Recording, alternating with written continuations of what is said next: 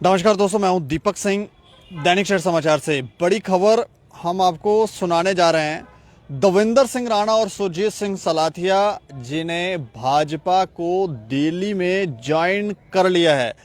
पिछले कुछ दिनों से लगातार हम आपको ये खबर सुनाते जा रहे हैं कि दविंदर सिंह राणा जो है वो हो सकता है भाजपा ज्वाइन करें, सुरजीत सिंह सलाथिया जो हैं वो हो सकता है भाजपा ज्वाइन करें। और कुछ भी समझ नहीं आ रहा था कि आखिर वो भाजपा ज्वाइन करेंगे कि अपनी पार्टी बनाने वाले हैं, या फिर खाली भाजपा के लीडरों से मिलने जा रहे हैं और उसके बाद मिलने के बाद यहाँ पर कोई माहौल बनाएंगे, उसके बाद वो भाजपा ज्वाइन करेंगे या अपनी पार्टी बनाएंगे। कुछ समझ नहीं आ रहा था, लेकिन इन सारी उठा पटक के बीच अब ये बड़ी खबर सामने आ रही है कि उन्होंने भाजपा ज्वाइन कर ली है। ये दोनों बड़े लीडर थे, नेशनल कॉन्फ्रेंस के दिग्गज लीडर थे, एक बैकबोन माना जाता था इनको जम्मू के अंदर। लेकिन इन दोनों के नेशनल कॉन्फ्रेंस को छोड़ने से कितना बड़ा नुकसान नेशनल कॉन्फ्रेंस को होगा वो आने वाला समय ही बताएगा। लेकिन कुछ ना कुछ इनके बीच में खिटपिट जो थी वो चल रही थी और ऐसा लग रहा था कि कुछ ना कुछ तो गड़बड़ है, क्योंकि दविंदर सिंह राणा जो है वो पिछले दिनों से बयानबाजी जो थी वो कर रहे थे, तो उसमें साफ ये झलकता था कि वो जम्मू की बात कर रहे हैं, डायरेक्टली बात कर रहे हैं, कोई डर खौफ नहीं है। और ऐसा लगता था जैसे यही भाषा जो है वो भाजपा भी बोलती है। तो धीरे धीरे ये भाषाएं जो हैं अब मर्ज हो गई हैं और ये एक ही पार्टी में शामिल हो गए हैं। कल शाम को ये यहाँ से रवाना हुए थे दविंदर सिंह राणा और सुरजीत सिंह सलाथिया, और दिल्ली में ये पहुँचे थे और वहाँ पर आज इन्होंने ज्वाइनिंग की है। जो फुटेज, जो तस्वीरें हम तक पहुँची उसमें हमें जो देखने में मिला, जो भाजपा के जम्मू के प्रदेश अध्यक्ष रविंदर राणा जी वो वहाँ पर थे, डॉक्टर जतेंद्र सिंह वो वहाँ पर थे, कविंदर गुप्ता जी जो हैं वो भी देखने को मिले हैं। इसके अलावा तरुण चुग जी जो हैं वो भी वहाँ पर देखने को मिले हैं, और भी कई केंद्रीय मंत्री जो थे वो वहाँ पर मौजूद थे। और उन्हीं की मौजूदगी में इन्होंने ये बड़ा फैसला लिया है और इन्होंने भाजपा जो है वो ज्वाइन कर ली है। एक प्रश्न ये भी अब उठकर सामने आ रहा है कि क्या ऐसा हो सकता है कि आने वाले समय में दविंदर सिंह राणा जो है वो सीएम फेस हो सकते हैं। क्योंकि सीएम की बात करें तो सीएम फेस के लिए बहुत सारी अटकलें लगा रहे थे कि कौन बनेगा, कोई फेस दिख ही नहीं रहा था। भाजपा में भी ऐसा कोई लीडर देखने को नहीं मिल रहा था जो सीएम के का दावा रखता हो। डॉक्टर जतेंद्र सिंह जी की बात थी कि वो हो सकता है, लेकिन कुछ अटकलें ये भी थी, उनके भी बारे में कुछ माहौल इस तरह का था कि शायद लोग उनको ज़्यादा पसंद नहीं करते हैं। तो फिर कौन सीएम बनेगा? तो अब ये जो फैसला लिया गया है जिसमें दविंदर सिंह राणा ने ज्वाइन किया है, तो क्या अब उनको भाजपा प्रोजेक्ट करेगी यहाँ पर सीएम फेस के लिए? ये सारी अटकलें हैं, लेकिन इस पर बात करेंगे। बात करने के लिए हमारे स्पेशल कॉरेस्पॉन्डेंट हैं राजेंद्र भगत जी जम्मू से, इनसे बातचीत करेंगे। राजेंद्र जी। जी दीपक जी। अच्छा, मैं जानना चाह रहा हूं कि आखिरकार दविंदर सिंह राणा और सुरजीत सिंह सलाथिया ने भाजपा ज्वाइन कर ली है, किस तरह से देख रहे हैं आप? देखो दीपक, काफी दिनों से, ये पिछले लगभग एक वीक से, जब से जम्मू कश्मीर के अंदर जब संघ प्रमुख का दौरा होता है जी, उसके ठीक दूसरे दिन ही इस तरह की अटकलें लगना शुरू हो जाती है। और जो दविंदर राणा जो नेशनल कॉन्फ्रेंस के एक बड़े और दिग्गज नेता माने जाते हैं जी, वो जो पूरा कहा जाए तो जम्मू क्षेत्र को, जो डोगरा क्षेत्र आता है या जम्मू की बात होती है, तो वो हमेशा उसके लिए वो लड़ते रहे हैं, उसके लिए बात करते रहते हैं नेशनल कॉन्फ्रेंस के अंदर। हालांकि पार्टी के जो दूसरे नेता, अगर उनकी बात करें तो उनका हमेशा से जो सेंटर रहा, चर्चा का सेंटर रहा या फिर काम करने का जो सेंटर रहा, वो कश्मीर वैली रहा। लेकिन दविंदर सिंह राणा ऐसे थे जो जम्मू की बात करते थे, हर मसले पर जम्मू की बात रखते थे। और जिस तरह से उन्होंने अब जब ये फैसला कर लिया कि वो कुछ नया करेंगे, कहाँ जाएंगे, हालांकि ये चीजें उन्हें सार्वजनिक नहीं की थी, लेकिन इशारा जो था, जिस तरह से वो जो प्रधानमंत्री की जो स्कीमें थी या प्रधानमंत्री की जिस तरह से वो चर्चा करते थे, उनके काम को जिस तरह से वो सराहते थे, तो ऐसे संकेत मिल रहे थे कि वो भाजपा में जा सकते हैं। और उनके जो इशारे हो रहे थे, जिस तरह से वो बात कर रहे थे, तो ऐसा लोगों को पहले से ही था कि ये भाजपा में जाएंगे। लेकिन कब जाएंगे, किस तरह से जाएंगे, क्या रणनीति अपनाएंगे, इसके बारे में सार्वजनिक नहीं था। ये कल तक अभी लोगों के पास ये चीज पूरी जानकारी नहीं थी कि वो भाजपा को अगर ज्वाइन करेंगे तो किस तरह से करेंगे। लेकिन आज जिस तरह से जम्मू कश्मीर के जो दिग्गज नेता जो अभी सीटिंग में है, जिस समय अध्यक्ष जो भाजपा के अध्यक्ष हैं अरविंद रैना जी, या फिर जो दूसरे नेता हैं, इसके साथ जो केंद्र के नेता हैं, वो भी जब अभी प्रेस कॉन्फ्रेंस में ये सारी चीजें क्लियर हो गई, उन्होंने खुद बता दिया कि वो भाजपा ज्वाइन कर रहे हैं, तो वो भाजपा ज्वाइन कर चुके हैं। तो ये सारी चीजें जो थी, ये उन पर विराम लग गया कि अब वो कहाँ जाएंगे, क्या करेंगे। इसके सामने अब मेन मसला ये है कि अब यदि वो इतने सालों से वो नेशनल कॉन्फ्रेंस में रहे हैं, अगर वो इस समय भाजपा में आ रहे हैं तो क्या रणनीति है, वो लोगों को क्या बताएंगे कि वो शुरू से तो पहले भाजपा का विरोध भी करते रहे हैं, उनकी पॉलिसी का विरोध भी करते रहे हैं। आज यदि वो भाजपा में आ जाते हैं, सुरजीत सिंह सलाथिया भी हैं और देवेंद्र सिंह राणा के साथ और भी बहुत से लोग होंगे जो भाजपा में आएंगे, तो अब वो क्या कौन सा चेहरा लेके आते हैं, क्या नई पॉलिसी बताते हैं, क्या वो जम्मू आकर क्या लोगों को बताएंगे कि हमने क्या बदलाव किया या क्या मांग रखी है। नहीं, ज्यादातर जब भी कोई बड़ा लीडर, जो बड़ा दिग्गज लीडर होता है, वो जब किसी दूसरी पार्टी को ज्वाइन करता है तो उसके साथ बहुत सारे और भी जो लीडर होते हैं वो साथ में चले जाते हैं। लेकिन यहाँ पर ऐसा नहीं देखने को मिला। सिर्फ दो लीडर जो हैं वो यहाँ से गए और उन्होंने चुपचाप वहाँ पर ज्वाइन कर ली। ये क्या संदेश है? देखो दीपक, ऐसा नहीं है, ये बदली हुई पॉलिटिक्स का एक नया ट्रेंड है इस तरह से कि जब वो अगर वो वहां पर गए हैं, जब पार्टी ज्वाइन किया उन्होंने, तो वहां पर अभी इसके बाद अभी संकेत आने बाकी हैं कि अगर ये दो जो दिग्गज नेता वहां जा रहे हैं तो क्या लेके गए हैं, वो क्या लेके जाएंगे। लोग जो जम्मू के लोग हैं, जिनके लिए ये आवाज उठाते रहे थे, जम्मू की बात करते रहे, लोग इनसे पूछेंगे कि आप नेशनल कॉन्फ्रेंस को छोड़कर तो भाजपा में जा रहे हैं, तो आप हमारे लिए क्या लाने वाले हैं।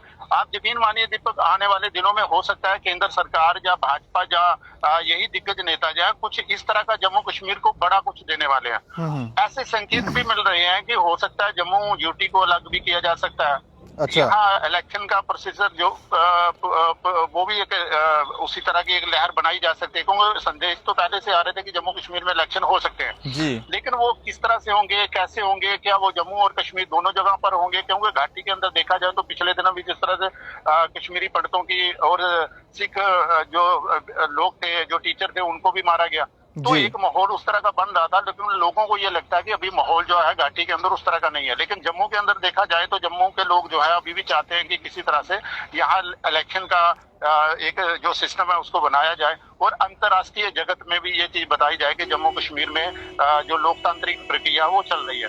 तो इसमें हो सकता है कि केंद्र की कोई नई रणनीति हो कि जम्मू कश्मीर में इलेक्शन किए जाए। अगर वो जम्मू कश्मीर में इलेक्शन करते हैं तो क्या केवल जम्मू क्षेत्र को ही करते हैं, क्या जम्मू को अलग से एक यूटी बना देते हैं, क्या ये एक संघ का या एक भाजपा का एक बहुत पुरानी ये मांग रही है कि जम्मू को अलग किया जाए, उसकी एक अलग से एक स्टेट बना दी जाए।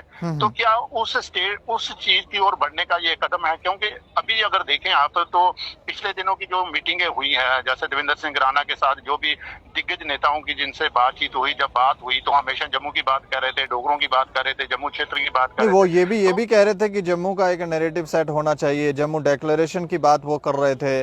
और अब ये सब अगर वो भाजपा ज्वाइन कर रहे हैं तो क्या भाजपा ने उनको ये श्योरिटी दी है कि वो आने वाले समय में यहाँ पे सीएम बनेंगे?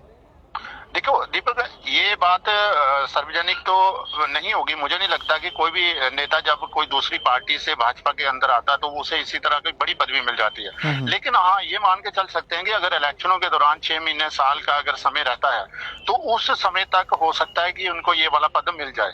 लेकिन अगर आप तुरंत कहेंगे, वैसे भी अगर देखा जाए जम्मू कश्मीर में अगर इलेक्शनों का अगर उसकी ओर पार्टी बढ़ती है या कोई घोषणा होती है तो मान के चले 7-8 महीने तक तो अभी कोई इस तरह का प्रोसीजर नहीं लगता है, उस तरह की अभी रणनीति नहीं लगती है। लेकिन अगर ये चीजें 6 महीने के बाद या साल के बाद ये चीजें आती हैं, जम्मू कश्मीर के अंदर इलेक्शन हो जाते हैं, तो ये मुख्यमंत्री के दावेदार हो सकते हैं।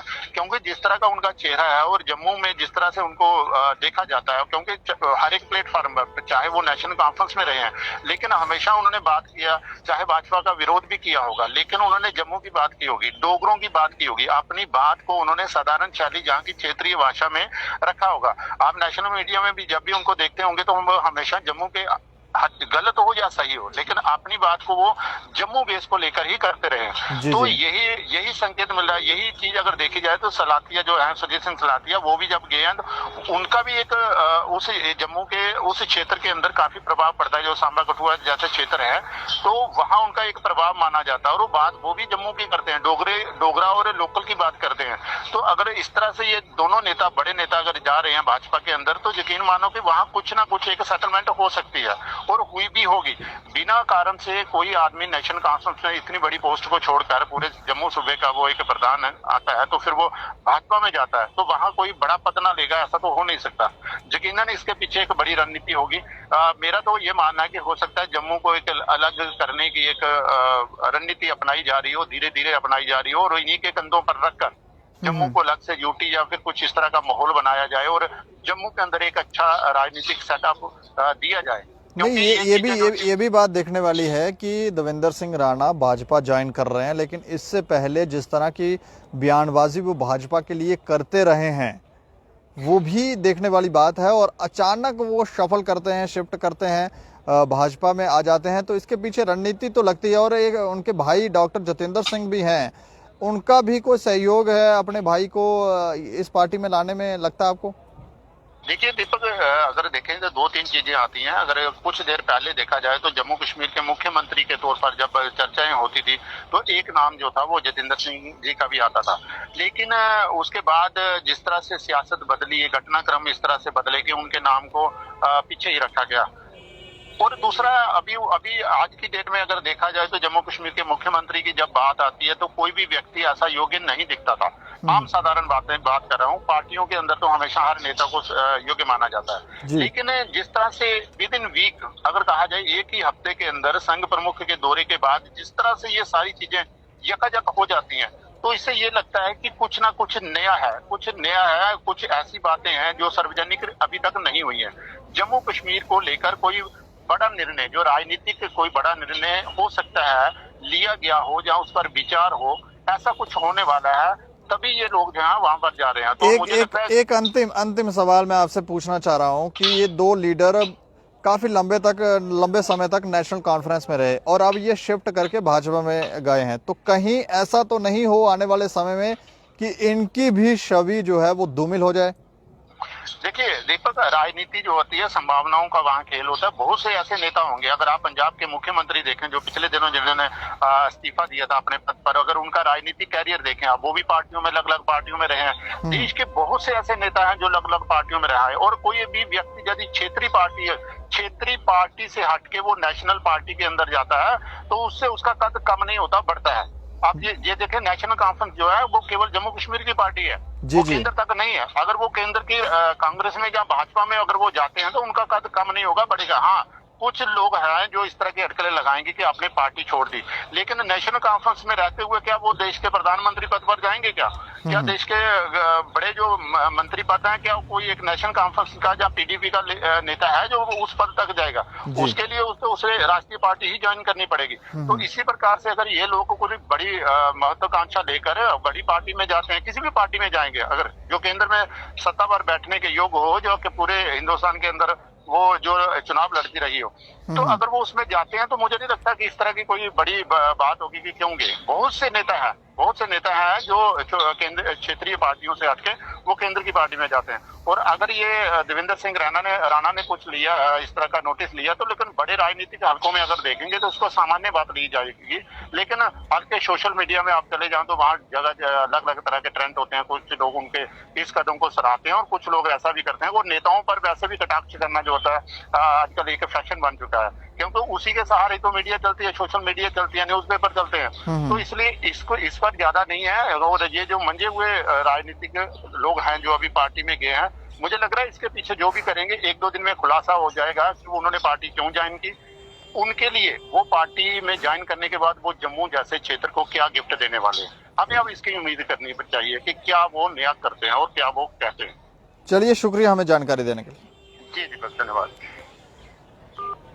तो ये राजनीतिक खेल है, राजनीतिक लोग जाने, लेकिन बड़ी खबर यही है कि देवेंद्र सिंह राणा और सुरजीत सिंह सलाथिया ने अंततः सारी अटकलों पर विराम लगाते हुए भाजपा को ज्वाइन कर लिया है।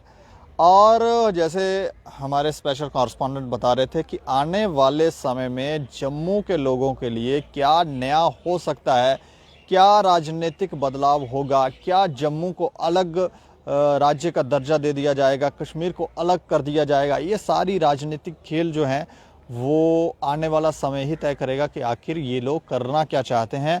और देवेंद्र सिंह राणा और सुरजीत सिंह सलाथिया जैसे बड़े दिग्गज लीडरों ने क्यों नेशनल कॉन्फ्रेंस का दामन छोड़कर भाजपा का दामन थामा है, ये आने वाला समय ही बताएगा। लेकिन आपको क्या लगता है, जानकारी ज़रूर दें और अपने कमेंट बॉक्स में राय रख सकते हैं। लेकिन जो भी आपको लगे उसकी राय आप ज़रूर रखें और देखते रहें दैनिक सवेरा समाचार। मुझे और मेरे सहयोगी रूपेश ठाकुर को दें इजाज़त। नमस्कार।